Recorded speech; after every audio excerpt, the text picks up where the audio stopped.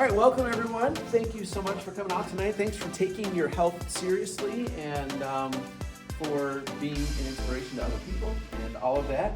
I did want to let you guys know, just so you, just I guess to let you know, this Wednesday I'm leaving for Phoenix. We got a conference called Level Up.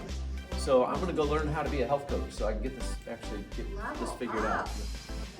Yeah, Level Up is a really, I mean, I've heard that it's a really great conference, and so I'm going to be there with a couple of thousand other coaches, and we're gonna get trained, and it's gonna be an awesome time.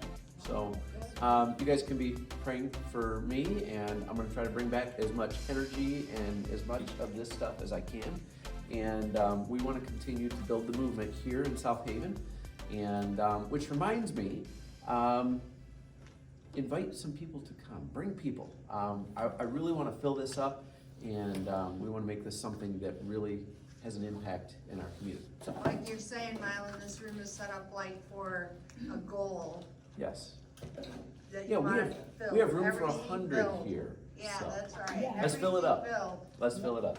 But tonight is week 10, but we're going over element 7, creating a new healthy world. So tonight we're going to talk about willpower.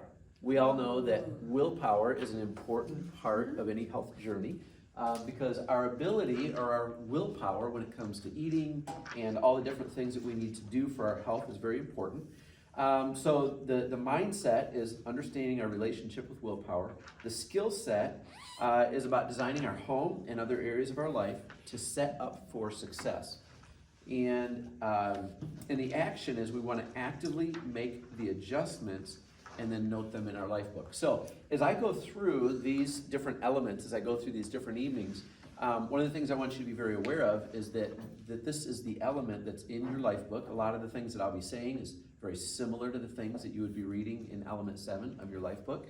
And the cool part about the life book is there you have opportunities to respond, not just out loud, because we're going to do some more of that. I thought last week was really cool. We did a lot of interactive stuff. That was good. I'm going to keep doing more of that. But you also need to be able to interact with yourself. So writing things down, decisions that you're making, things that you're learning, and habits that you want to install, changes you want to make, things like that. And your life book is a great place to write some of those things down. All right? So tonight, the idea I want us to wrap our minds around is that instead of blaming our willpower for being weak and wimpy, let's help it out. There are smart things that we can do to help our willpower be more effective. And so we're going to talk about some of those things tonight. And we're going to compare ideas and kick some things around. And hopefully you'll go home with some ideas for things that you can practically do that will give your willpower more force, more ability to help you do what needs to be done. All right? So in element 7, the objectives that we're going to look at tonight, we're going to focus on making simple, powerful changes in our surroundings that make it easier to make healthy choices. We're going to connect time and place with your food choices to optimize health. And we're going to explore and implement strategies to adjust your surroundings to create your leptogenic world. First of all, when it comes to willpower and your struggle with your health, and every one of us in the room have said that we've had struggles with our health at different times. First thing I want to tell you is it's not all your fault. Now, if you remember a couple weeks ago, we said it is your responsibility. It's our responsibility. I am responsible for this, right? But the struggles that I have are not all my fault. And the reason is because we live in what we call an obesogenic world. We live in a world that's tending to cause obesity, to cause weight gain.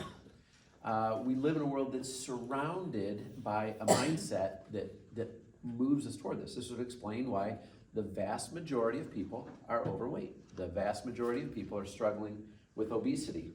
And here's how it breaks down, or here's how it kind of all happens. We see it in the whole fast food movement, right? We didn't even have fast food 70 years ago, right?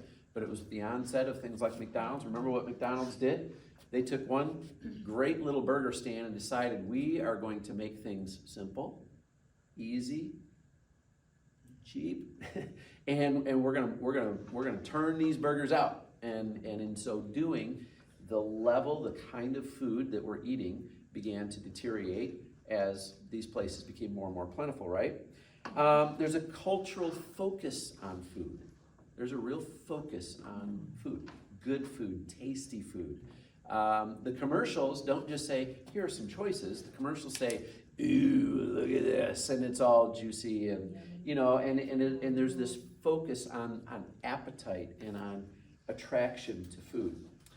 We also see that the serving sizes in restaurants, as much as we might say, oh my word, that burrito's as big as my head, isn't that great? It ain't so great. At the end of the day, it's not good for us, right?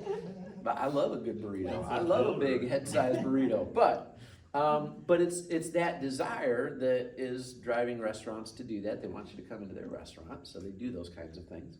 And supersizing and all that stuff. Of course, the content of foods and flavors. Food that's being produced for us is not designed, for the most part, to be healthy. Most of the food that is being sold to us, that others are trying to get us to buy, is marketed and is presented as tasty, and it's about how it flavors. And of course, we know that those are the kinds of things, oftentimes, most of the time, that make the food unhealthy. Pricing for food that is high calorie, low nutrition is very attractive. They bring that price way down. The price of good food is up there. And so it's kind of put out to us that way. Sedentary lifestyles and entertainment. Entertainment used to be much more outdoor oriented. People get out and play, go out and do something. Come to this place and hike, bike, kayak, whatever. And obviously there's still those options, but lots of our entertainment is very much come and watch a movie, or come and sit, play video games, things like that. And then of course our work is much more sedentary. Our work used to be much more manufacturing and farming and things like that. Now it's much more office work. And then of course there's a mindset in our culture on pleasure, on comfort, on immediate gratification. And we are told we're successful when we're experiencing pleasure at every moment, when we're comfortable in every way, and when we're getting the immediate satisfaction in things that we desire. Used to be, I think, at least I keep hearing things that would suggest that back in the day, hard work, determination, success because you built something, because you did something, was something that people really appreciated and went after. And it's a whole lot more, the least I can do and make the most amount of money, boy, that's the sweet spot. That's where I want to be. And so there's just this entire mindset around all of that. So these are the kinds of things that are contributing to this obesogenic world, putting us in this place where we are tending toward weight gain and obesity, right? And this is a result of hard work over the centuries. Food used to be harder to come by. Humans have worked for ages to create abundant sources of food. Finding food, having enough food, used to actually be the problem, right? That used to be the thing that would drive people to create new avenues for agriculture and things like that. Food shortage used to be a big problem. Now, plentiful food is the problem, right? The driving force went from avoiding starvation to making a profit. So food that tastes good and was appealing, and businesses are driven to try to make a profit, so they do whatever they can, even cutting corners on the value of our food, and those kinds of things. They make food tastier, cheaper, always coming up with ways to mass produce food that's easier to store and cheaper to sell. And that's where all the processing comes in. Those things that they do, some of it is to make the food more flavorful. Hi Tree, welcome. Hey, Danny, with us tonight? Yeah, grab some chili before you sit down. So these big companies, they're out to make money. We get that. There's nothing wrong with trying to make money, but in order to do that, they incorporate processes that really devalue our food, and that's a big problem, right? So what started out as a way for humans to avoid starvation has become a way for people to overeat and tend toward obesity. Instead of starving, we're gorging. That's the transition that we've made over the last few hundred years. And it's a problem of epidemic proportions. What's worse is that people can be overweight and undernourished, malnourished. Isn't that something? And that's kind of a crazy thought, but when you look at what's happening, I mean, think about medically what's happening. The fact that we've had incredible medical advances over the last 50 or 60 years, and yet our lifespan is not increasing really that much. And people are much sicker. People are on way more medication. And so, you look at that and you think, why is it that we're still so sick? People still have so many of these conditions, even though we know so much more. Well, it's because we live in this obesogenic world that is tending toward obesity. Now, we have to intentionally challenge these mindsets. And I wanted to read a scripture that I thought was kind of applicable. In the scriptures, one of the things that we find are principles. Principles that it doesn't matter what you're talking about, the principle is still the underlying truth that drives home, right? The whole principle of sowing and reaping, right? When you sow something, you reap something in return. That covers everything from actual seeds in the ground to the way we invest our money and do things with money in relationships. Whatever you sow, you reap. That's a principle. This is another principle, I think. And Jesus said this in Matthew chapter 7. He said, "Enter through the narrow gate, for wide is the gate and broad is the road that leads to destruction, and many enter through it. But small is the gate and narrow the road that leads to life, and only a few find it." Now we see this in a spiritual sense, right? That God provided one source of redemption, one source of salvation for us. He wasn't trying to be restrictive. He was just saying, here's the solution. There's one solution. It's Jesus. And it's a narrow gate. Many people are going to reject that. We know that most people are going to take a different road. And that's sad, but it's true. And it's the same way this principle crosses over in so many different areas of life. We know that the things that are right and best and most wholesome and holy for us are the things that probably are not going to be the broad path. So we have this image here, and we've got all these cars going this direction, and we got one car going that way. And now this whole illustration breaks down in the sense that these cars are all fleeing a hurricane. So they're actually all going in the right direction. But let's take this image as it is for a moment and think that a lot of times this is what it feels like in life, right? That everybody else is going that way. As a matter of fact, we can kind of go, yeah, I kind of wish I was going that way. It looks like everybody else is going that way. And do they know something I don't know? And but we find that very few in different areas of life are willing to take this road and say, I know I'm heading in the right direction. And chances are this guy's got something important. If he's going that way when there's a hurricane coming, there's something important he's doing, and he's going against the flow in order to get to where he needs to be. And in the same way, because our culture is the way it is, and so many people are moving in this other direction, sometimes we can feel a little bit left out, a little bit deprived. Man, I kind of feel deprived. These people they're partying, they're having fun, they're living it up, they're eating the way they want to, they're entertaining the way they want to, and here I am, I'm exercising, and I'm trying to eat right, and I'm kind of over here by myself, or maybe with a couple of other travelers. That's the reason we want to get more and more travelers on this side of the road going the right direction, so that we don't feel these feelings of deprivation, or why me, or why do I have to give up that? Why do I have to? It's not fair. It's not fair, exactly. Yeah, that's the kind of stuff that we think. For some reason, we continue to think that eating and living that way is something that we deserve. And anything less means that we're being deprived of something good. But the truth is, we're not being deprived. We've chosen a different way, right? We justify the things that are not good or healthy because the majority seems to agree with a different direction. But what if the majority is wrong? And part of what this principle is teaching us is that the majority of people are not going to choose the best way when it comes to any number of different things, right? So we've got to be willing to challenge those thoughts.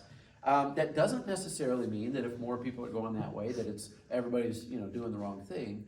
But I think we instead of just getting in with the flow and going with everybody else, we've got to challenge those thoughts, especially when everyone is moving that direction so easily. Those who get the results that no one else is getting are the ones who are doing what no one else is doing. And we do find that whatever it is in business, in relationships, spiritually, with fitness and health and those kinds of things, we find that there are a few that seem to stand out, that seem to be doing really well.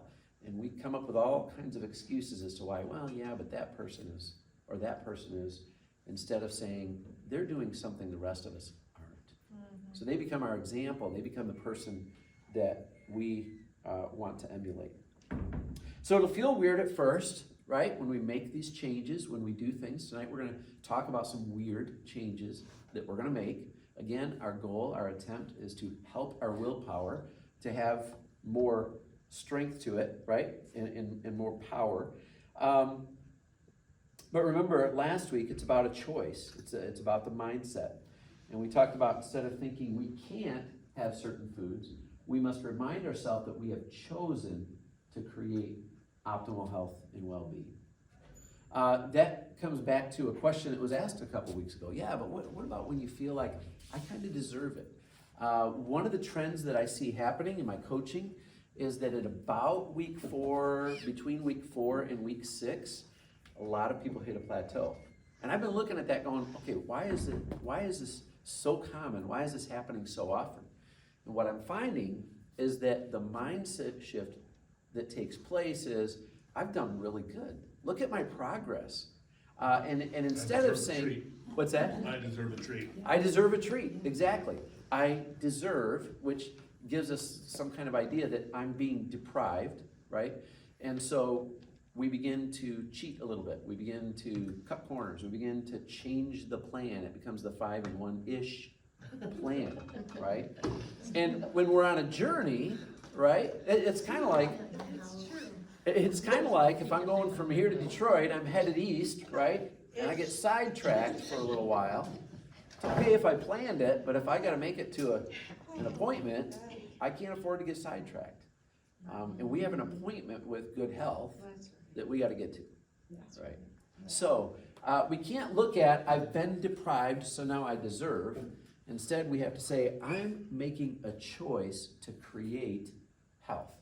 And that requires that I stick to it and that I keep my eyes fixed on the goal. Like with smoking, you've got to stop. Right. You can't think, oh, I'm gonna just smoke one cigarette. There's got to know that it's normal though. Yeah, I mean, smoking is a good example. That's something that's very destructive to your body. And to think, I deserve, it's like, why do you deserve to do something destructive? There's a mind shift change that has to take place for us to get our thinking straight, to get it right. And again, that whole we're going one direction and everybody else is going the other direction, it's deceptive. It plays with our mind. It makes us think like, I'm missing out on something, when the truth is that we're choosing something very different intentionally, right? So anyway, and you may want to hang on to this video and revisit, because here's the thing. In this moment, as we're having this conversation, we're all going, well, duh, yeah. But we forget, Well, and right? like We revert back. Treat just said, I just told her, it takes me, I did that, I needed a treat, I did good. But it took me 3 days to get back to where I was at, and I was like, okay, forget that. Then I felt like that was my mindset shift. Yeah. Yeah, so, we can't beat ourselves up when we do that, but at the same time, we've got to say, what am I doing here? What's my real goal? Where am I headed? And am I sticking to the path that's going to get me to where I want to be? So let's talk about willpower itself. What is this thing? We have a tendency to think I have it or I don't. But this is what Dr. A says. I don't know if I buy this fully, but I think he's got some really good insight and some good points. Willpower is not something you have or don't have, but rather it's a resource that can be depleted and also, like a battery, can be recharged. I was like, okay, I never thought about it that way, but I think maybe you're onto something. And then I kept working on my training for tonight, and I started thinking about different things. Well, yeah, what are the ways that we can recharge our willpower? right? So tonight we're going to talk about that. We're going to talk about some things that deplete our willpower, some things that kind of fight against our willpower, and then we're going to talk about some things that recharge it, right? So here's some things, and here's where I'm going to look for a little bit of interaction. I'm going to list 3 ideas that I came up with for ways that our willpower is depleted, and then you guys, I'd love to hear some of your insights as well. One is that the food industry, fast food, pizza, have you ever noticed that commercials are late at night when you're craving? I noticed that a few weeks ago. Jen and I have a tendency to watch maybe an hour of TV kind of after we're all done and get the boys to bed, and it's our time to just kind of hang out on the couch together. And there is a pizza commercial every stinking time, if not 3, you know? Or those juicy burgers where there's a burger that's this big on your TV screen and the grease is just dripping down. And, you know, I know I'm driving you all crazy right now. But see, again, the attractiveness of the world, the food industry, they know how to deplete your willpower by showing you something that you know At a time. you shouldn't have at a time, right? That you're Weak. vulnerable, weak. Yeah. Our willpower can be depleted when we're bored. How many times, if I'm working hard, I can go days without eating. I mean, I used to, when I was young and I used to work doing construction and stuff like that, we'd work for 10 hours straight and I go, dang, I'm hungry, you know, and I hadn't even thought about food that whole time. But when we're bored and we got nothing to do, what do we want? Put something in my mouth, right? How about when we're stressed out? When there's stuff going on that is stressing us out. We're going to talk a little bit about stress and the role that it plays in depleting our willpower and some things that we can do. So what are some other things that have a tendency to kind of deplete our willpower or fight against it? Environment. Okay? Explain a little more. What kind Like of hanging around people that like to eat a lot, like, you know, or they are good at, like, you know, making things, or, We can call it peer pressure, right? yeah. I mean, like Kara, my daughter, she's a really good cook, and it's hard to be around because she's always making something good. Yeah. That's why I'm trying to get her on the highway with us, so that she can think about Going the other leaving direction? Green. Yeah, okay. Well, I remember when, like, our kids were all gonna come home, we don't see each other for long periods of time, and now we're gonna get together, we're gonna have a fun time, and I've always loved baking, and I love baking for my family, you know? They love it too. And, Yes, yeah, we do. and they loved it too, and so it was really hard for me to say, when Kim and Jamie came home this last time, and I thought, normally I'll bake a pie or a cake or both, you know, just to have it here, so if they want it, and it was like, no, that's being unfair to them, because I'm putting this temptation in front of them, but that's the first time that I started really thinking about, what am I doing? I am pushing what they are working against, you know? Right. That's good. Because it's not healthy for them. Now, I'm not gonna say they can't ever, or I can't ever have a piece of cake or a piece of pie, but I think the way I looked at it was, I wanted it there the whole time they're home, so that we could just go help ourselves whenever we wanted. And I'm wondering, was I thinking more of me or them? So there's a lot of things in our environments around us that kind of push against our willpower, and our willpower can just get tired after a while, right? So what are some things that we can do to kind of recharge our willpower? What are some of the things? I put being around and having community with others who encourage us in our health journey. It's one of the reasons we're doing Health and Hope. I hope that you guys leave on a Monday night recharged. Your willpower is a little bit stronger, maybe for 2 or 3 days at least, right? You go home going, yeah, that's right. Okay, I'm on the right track, and I'm going to do this. And your willpower you feel your willpower being recharged. What else? Bring up your why. Oh, wow, that's Bring that's your why. powerful, absolutely. Yep, remember your why, repeat your why. Put it on a piece of paper above your desk or somewhere that you see often.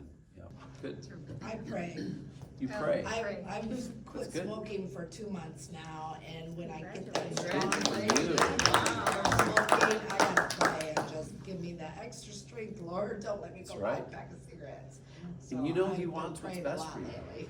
Yeah, that's good. Yeah, Big deal. yeah, Good for you. yeah, I've been smoking 40+ years, so. Yeah, I've been smoking a long time. Yeah. So this weight loss is nothing. Oh, I put on 10 pounds since I quit smoking, all in 2 months. Now you just gotta put them And together. then I put 10 pounds on when he retired. He was coming home cooking 3 meals a day, plus Yeah. snacks. Yeah. Yeah, I know what to do. Yeah. So anyway, Now we're. and with him, being in this program with me, we're gonna be successful at it. Absolutely. So, You guys are gonna rock it. You guys are gonna be an inspiration to a lot of people. Absolutely. And You will be telling your story. Our food's supposed to be here tomorrow. what's that? Our food's supposed to be here tomorrow. Get you going. We'll get you going. Yeah. Awesome, yeah. Yeah. All right, what else do we do to recharge our willpower? Make out a grocery list before you go to the store. And We're gonna stick get to it. that. We're gonna get to the actual like specific actions in a little bit. Hang on to that one. We'll do that one in a little bit. What about learning about what is right and correct, right? Just the educational process, changing the way that we think, changing our mindset, and filling our heads with good information about these things. How about actually establishing habits, installing habits that will help, right? That reinforce good behaviors. Being inspired by success stories. That's one of the reasons we have the community page on Facebook. And I have a few different pages if you want more. But I encourage people to go to the Facebook stuff because you're going to go there and you're going to read stories from other people, or you're going to hear stories here. And those stories can be inspiring. And then also accountability can really help recharge your willpower in a little bit different way, but having accountability. That's not always another person who's asking you the questions, but there's certain systems that we can put in our lives that will hold us accountable. One of the things I was just gonna say, one of the things I do is weigh in every single morning. I still Gotta do. do it. And that scale tells me how I'm doing, right? Reminds me of why I'm doing what I'm doing. Does anyone ever step off the scale and step back on just to see if it'll? So go down farther? I do that. Sometimes I adjust my, because it's a digital scale and it keeps changing, right? The next thing I want to do is I want to go through several different environments, spaces, times, places, that we can begin to make some adjustments, some real-time, real-life adjustments. Most of these are in your book. A few of them I came up with, but you might want to either write them down or maybe circle them or underline them or something like that. But these are some real practical things that we can do to prepare our environment to also strengthen our willpower, help us stay on track. Okay? The first one is, first space that we're going to think about is our pantry. All right? Pantry is the dry food storage. It's where we keep a lot of our food in our kitchen or close to our kitchen. And on page 169, you can read this in your own life book. Down at the bottom of page 169, you can start by getting rid of white rice, white flour, white bread, crackers, rice cakes, croutons, bread crumbs, everything that tastes good. No, I'm just kidding. Hydrogenated vegetable oils, including hard or semi-soft margarine, shortenings such as Crisco, partially hydrogenated oils. White potato mix, cornmeal, corn grits, chips. They didn't put chips down here, but oh, there it is, the last one, yeah. Refined cereals, whole grain cereals are okay, but and flavored oatmeal. And a lot of people think those little packets, that's oatmeal in there, baby. That's good stuff. There's only a little bit of oatmeal. There's only a little bit of good stuff, and there's a whole lot of stuff that makes you want more. Cookies, candies, cakes, muffins, chips, crackers, pretzels, and popcorn. Doesn't mention pie. Those are a lot of things. No. I think pies is under, we're getting there. Really forgot that. But those are some of the things that we may need to just go through. Now, it's a little bit more difficult, like for example, for me, we still got kids in the house. The whole family isn't quite completely bought in. You talked about the ish. Yeah, so sometimes that can be a little bit difficult, but there are certain cupboards I can't go in, you know?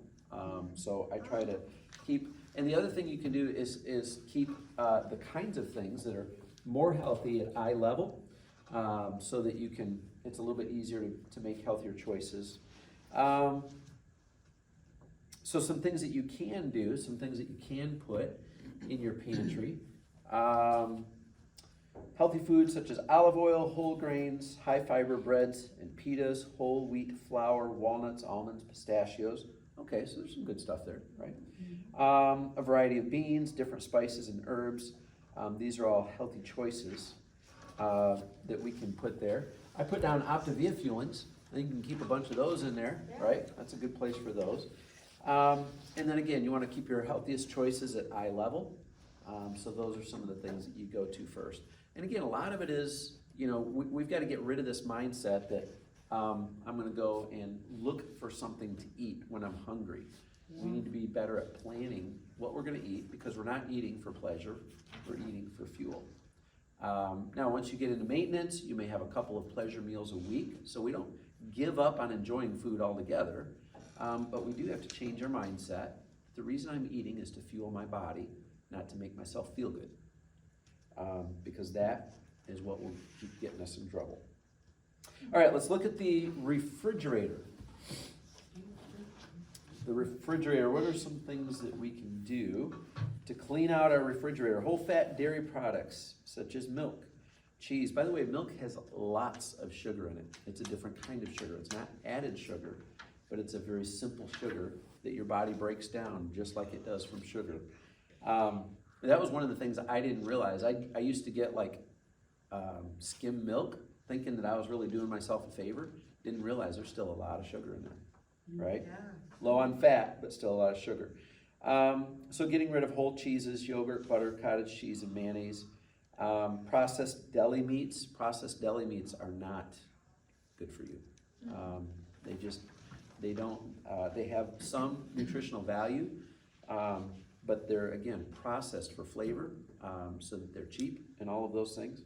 Bacon, hot dogs, sugary sodas and juices, beer and wine and other alcohol. I actually wanted to show you this. I hope this doesn't break anybody's heart. We all know that sodas are terrible for us, right? So we gotta, Shelley's already cringing. Well, I don't drink no! Coke, which is great, but So, this is horrible. so I actually looked this up, right? Coca-Cola has 39 grams of sugar. That's a lot for a 12-ounce serving, right? And to do that, I mean, one Coke, it just whets my appetite, right? That's just getting me started. If I'm doing like a Super Bowl party or something, I'll down 3 or 4 of those things. That's a lot of sugar. And a lot of times we think, well, fruit juices, they're good for you though, because they're fruit. Now, fruits do have some vitamins. They have a little bit more value to them, but look at this. This orange juice has 27 grams, but it's 8 ounces, not 12. Oh, you're kidding. Yes. The serving size is different, so you end up with 3 grams of sugar per ounce. Coke has 3.25, not a big difference. And this one really broke my heart because I love that stuff. 4.37 grams more than Coca-Cola. Wow. So sometimes we look at fruit juices and we think, oh, well, that's not. So that also teaches us that we really need to start reading labels, because we don't know what they're putting in our food, and fruit juices are just going to have that. Now, does that mean we can never drink fruit juices? No, but here's the problem. A lot of times, this gets poured into a big old glass, right? 12, 14, maybe 16 ounces. Yeah. Twice what a full serving is. And so, and a lot of times the reason we do that is because it comes in a bigger carton, we can pour as much as we want, a 12-ounce can, at least there's some kind of limit to that. And also because we believe in our mind that for some reason this is better and healthier for us. Truth is, it really isn't. We will get much better. Now, there's a lot of vitamin C in here, that's great. Not really that much of the other ones, and we're gonna get way more of these kinds of vitamins and minerals in things like spinach or kale or some of the other vegetable things. And they don't carry all that sugar with them. So again, it's just kind of becoming aware of some of those things that we had no idea were tripping us up really bad, much more than we thought, right? So here are some of the things we can put in our fridge. Low-fat protein sources such as lean chicken and meats, tofu, there you go. Hummus and eggs. I wouldn't do so well in California, would I? Fresh vegetables, condiments such as mustard, pickles, and vinegars. Not sweet pickles, but dill pickles. Oh. Now, I will say this, Rex.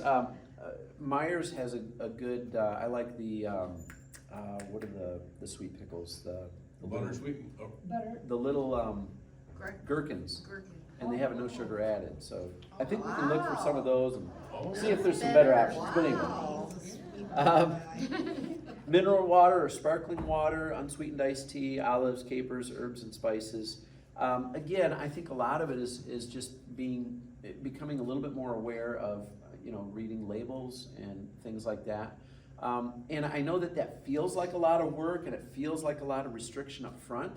But remember, it's almost like going to a different country and learning different culture and languages. There's definitely a learning curve, but after a while you begin to get used to it and you begin to find new pleasures in the better stuff. And over time you say, oh, I can do this, and you don't feel so deprived. But again, part of it is we've lived in this obesogenic world that makes us think and feel and act in certain ways, and there's a time where we have to be intentional about making that transition, okay? The freezer, frozen fruit with added sugar, frozen vegetables with seasoning that contain sugar, orange juice, lemonade, and other fruit concentrates, especially the concentrates, bread, rolls, frozen entrees containing rice and pasta, frozen pizza, frozen desserts, ice cream, sorbets, cakes, cookies, and the likes. All right.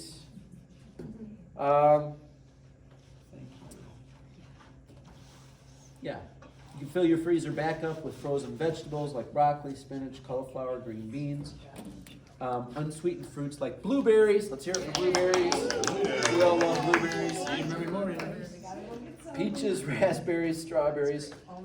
Frozen shrimp, fish, seafood without sauces or sugar, lean beef, poultry, veggie burgers from soy, beans, no grain, potato or sugar. So those are some things, and again, this is all in your life book, so you can go back later on and look through those a little bit closer. One of the reasons I really appreciate all of the lean and green recipes that we have is because it helps us to take some of these things that, this lean and green recipe I made tonight, honestly, that's a really good chili. I love it. Yeah. There's no reason in the world why I wouldn't make that instead of the other chili That's right. that I've made in the past. To me, the flavor is about the same, value of the flavor, but I know that this is much, much healthier than things I've done in the past. So a lot of it is just making that shift. Meal times, here's a couple more tips. Use smaller plates. That it can just, even the mental, the visual, my plate is full, but it's only an 8 or 9 inch plate. And so, the plate color. So if you put white things like rice on a white plate, you can have a much bigger helping without realizing how big it is. But when you have contrasting color plates for what you're eating, serving from the kitchen and not putting the food on the table where it's easy to reach out and grab another helping. So intentionally, when you're getting your food at the kitchen, that's where we, especially when we're doing our lean and greens, we weigh our lean and we measure our green, and then we don't go back for more. And we don't put it on the table where it's easy. Making sure that there's a pitcher of water on the table, and extra water. And you can also drink water before your meal, so you don't have as much craving. That will actually cut down on your cravings. Put your fork down or your eating utensil down after every bite. Between bites, yeah, great idea. Don't eat while watching TV. Yeah, we're gonna get to that one here. Well, that one's the bedroom one. Oh. Sometimes we eat and watch TV in the bedroom. Boy, that's like the trifecta. I'm really in trouble there. But yeah, you're right. Watching TV, part of it is because your mind is being entertained by what's on the TV. You don't realize how much you're eating, right? But when you focus on your eating, you can satisfy that hunger, and then go be entertained.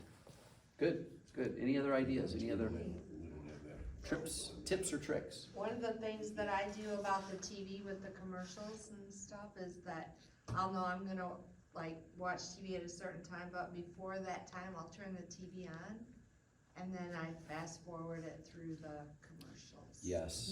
Cause it isn't only food commercials, there are some horrible commercials that I'm not into. Yeah. So that way I can just fast forward through there. Yep. And it gets over about the same time. Yeah. I just didn't watch all the commercials. Yep. Great idea. That is a good idea. Yeah, because that puts such temptation in you when they show a great big old pizza, all the cheese dripping off and all this stuff, it really starts your mind thinking about food. Yeah, like Yeah. Sherman Dairy. Yeah. Like they've been How on dare they Facebook. open early? Oh my, they're just posting every day, 5 days, Are they 4 really? days, 3 days. I'm like, you guys, I'm gonna have to unfriend you. It's too much. You're killing me, Smalls. Too much. All right, shopping. Dad, you had a great idea. What was your idea? Making a grocery list and sticking to it. Yes. And not only that, but you can make the grocery list when you're not hungry, right? So right after you fueled, make sure you fuel before you make your grocery list. But then also take advantage of things like Walmart pickup, or shipped, right? So if I order all the stuff online, I'm gonna be much more strategic and much more intentional about what I'm getting, rather than walking through aisles of temptation. Oh, yeah. Yeah. Right? Oh, I haven't had those chips in a long Oh, time. it's on sale. Right? And it's on sale. 2 for 1. They're Woohoo! baked, they're not fried. So they're this much better for you.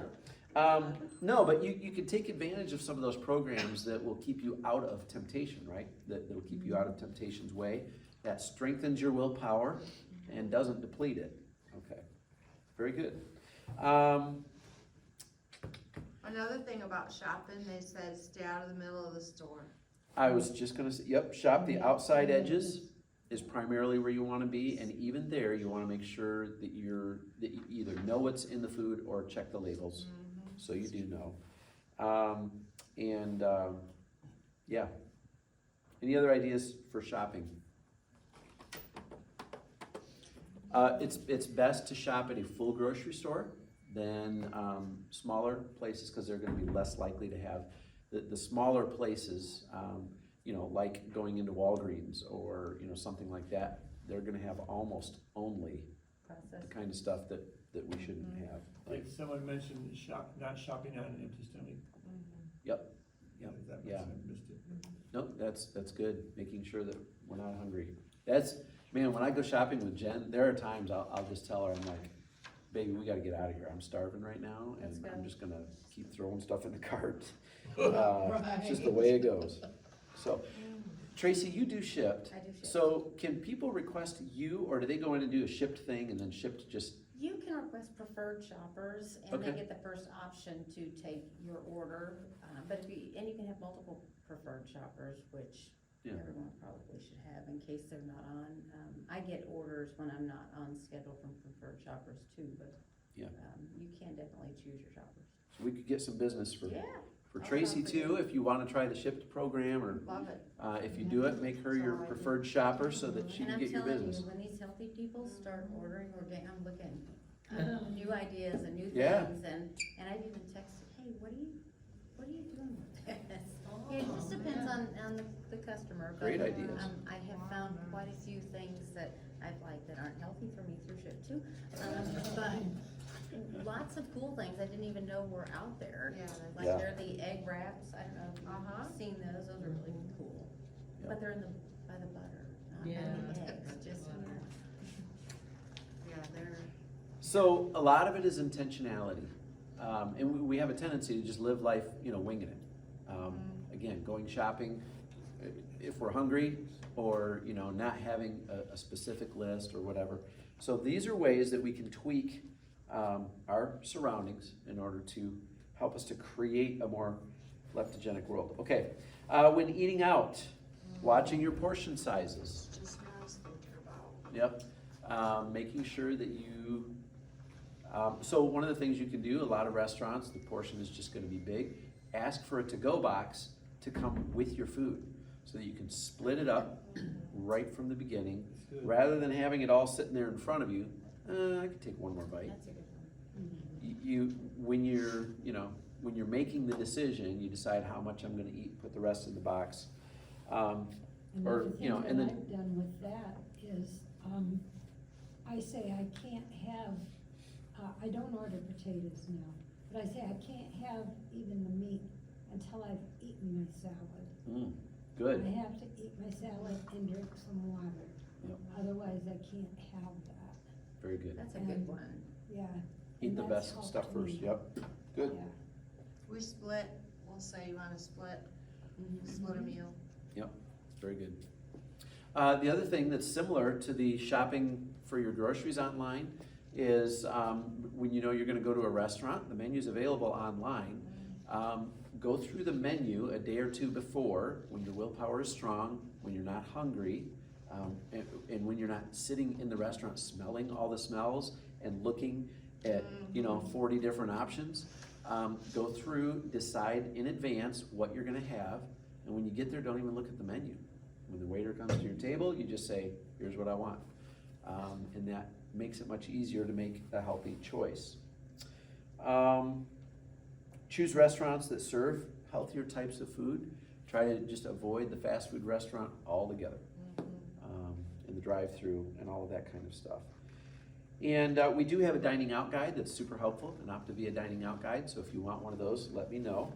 I'd be happy to get that out to you. I probably should just email it to our whole list. Another thing that you can do, a couple things I'm just going to wrap up here. In the bedroom, some of the things that they suggested in the book I thought were really good ideas.